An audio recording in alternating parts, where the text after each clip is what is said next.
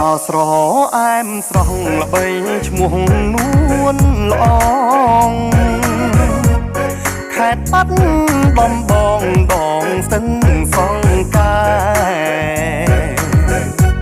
ខ្សែទឹកតភ្ជាប់ទន្លេសាបតែអរគុណទន្លេព្រះម៉ែគង្គគាខេត្តស៊ីវិល័យប្រថ្លៃដឹងទេទោះមិនទន្លេតែស្ទឹងជាប់គ្នាបឹងទន្លេសាបអង្គមហិមា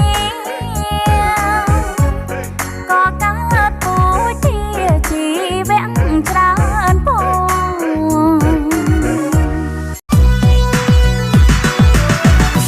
ជើញចូលចោបើស្រឡាញ់ជើញពងខ្លាចអង្គុយក្បែរអូ